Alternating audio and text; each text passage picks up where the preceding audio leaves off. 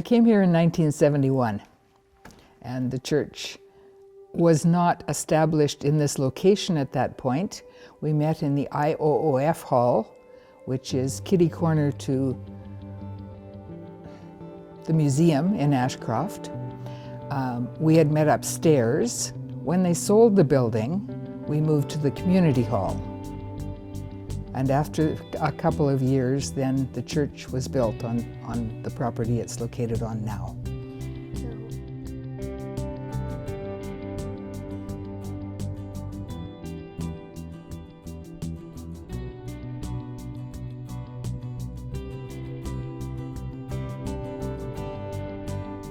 I remember lots of mud. I remember the basement having been built first. The cement walls went up. In order to do any work on the building, there had to be ramps placed up around the cement wall, and the amount of mud was horrendous at that point.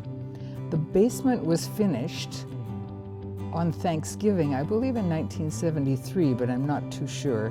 1976, the basement was completed.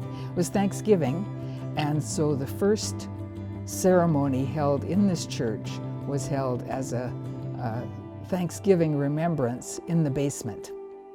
And it was attended by anybody who could be there at that point.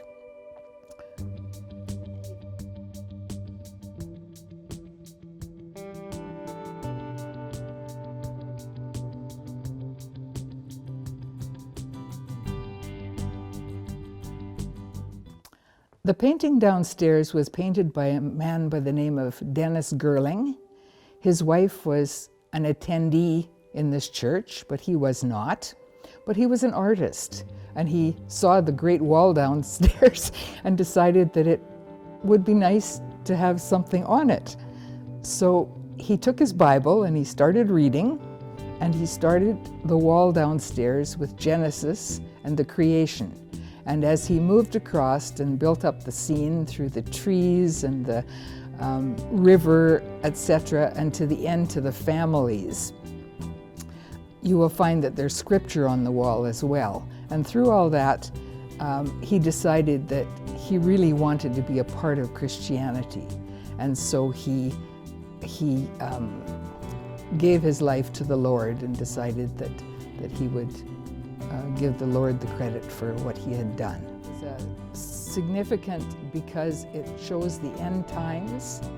The world may not be destroyed by atomic bombs, but the Bible tells us there will come a time that the Lord will come. And so the destruction, it shows the destruction of the world with the idea that what happens to us after the world is destroyed.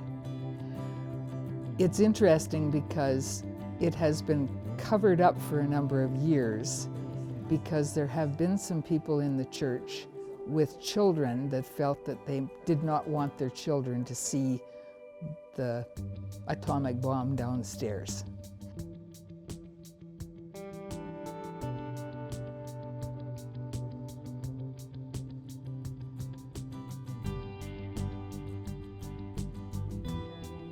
Oh, the mortgage burning ceremony in 1982. We had the privilege of taking the mortgage and burning it on the front path.